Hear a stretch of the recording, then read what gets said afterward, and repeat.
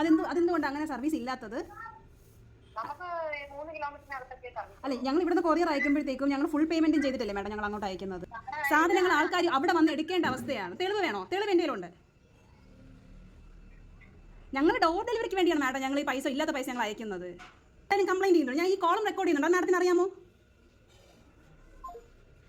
നല്ല സർവീസ്. ഇനി ഇത് ഞാൻ എക്സ്പ്ലെയിൻ ചെയ്യാം. ഇപ്പോൾ നിങ്ങൾ കേട്ടത് പുന്നല DTDC ബ്രാഞ്ചിൽ ഹോം ഡെലിവറി ചെയ്യാത്തത് കൊണ്ട് അതിനെപ്പറ്റി ഞാനൊന്ന് വിളിച്ചു ചോദിച്ച സീനാണ്. ശരിക്കും ഇങ്ങനെ ഒരു വീഡിയോ ഇടാൻ 2 കാരണങ്ങളുണ്ട്.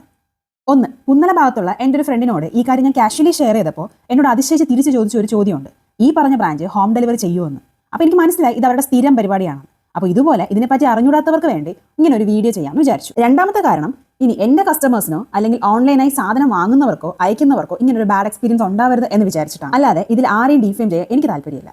ഞങ്ങൾക്ക് ഓർഡർ വരുമ്പോൾ ഒരു ഗ്രൂപ്പ് ഓഫ് ആൾക്കാർ അല്ലെങ്കിൽ ഒരു നല്ല നമ്പർ ഓഫ് ആൾക്കാർ എന്നോട് ഹോം ഡെലിവറി ഉണ്ടോ, അത് പോയി എടുക്കണോ എന്ന് ചോദിക്കാറുണ്ട്.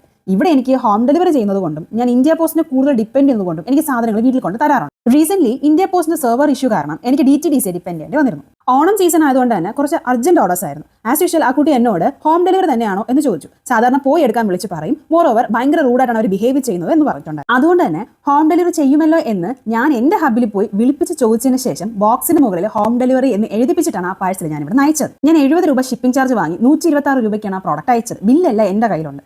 പറഞ്ഞ ഡേറ്റിന് സാധനം അവിടെ എത്തി. പതിവ് പോലെ വന്നെടുക്കാൻ വിളിച്ചു പറഞ്ഞു. അവർ പറഞ്ഞ എമൗണ്ട് ഷിപ്പിങ്ങിന് പേ ചെയ്തിട്ട് പെട്രോളും അടിച്ച് സ്വന്തം വണ്ടിയിൽ അല്ലെങ്കിൽ സ്വന്തം ചെലവിൽ ആ ഹബിൽ ചെന്ന് എടുക്കണമെന്ന് പറഞ്ഞാൽ എന്ത് ന്യായമാണ്?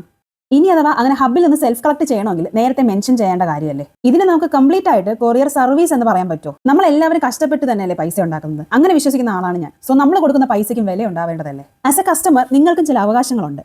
എനിക്ക് വേണമെങ്കിൽ എൻ്റെ സൈഡിൽ നിന്ന് ഈ കൊറിയർ അയച്ചിട്ട് എൻ്റെ ഉത്തരവാദിത്തം കഴിഞ്ഞെന്ന് പറഞ്ഞ് ഫോളോ അപ്പ് ചെയ്യാതിരിക്കാമായിരുന്നു. പക്ഷേ ഇവിടുന്ന് പോകുന്ന ഓൾമോസ്റ്റ് എല്ലാ കൊറിയറും ഞങ്ങൾ ഫോളോ അപ്പ് ചെയ്യാറുണ്ട്. എനിക്ക് ഓർഡർ പ്ലേസ് ചെയ്ത കുട്ടി ട്രിവാൻഡ്രം വർക്ക് ചെയ്യുന്നതുകൊണ്ട് തന്നെ എനിക്ക് ഓർഡർ പ്ലേസ് ചെയ്ത സാധനത്തിന്റെ വേറൊരു പീസ് എനിക്ക് ഡയറക്റ്റ് ആയിട്ട് ആ കുട്ടി എത്തിക്കാൻ പറ്റി. അതും പ്രോഗ്രാമിന്റെ തലേ ദിവസം. ഇങ്ങനെ ബാഡ് എക്സ്പീരിയൻസ് ഉണ്ടായിട്ടുള്ളവർ താഴെ ഒന്ന് കമന്റ് ചെയ്തേ.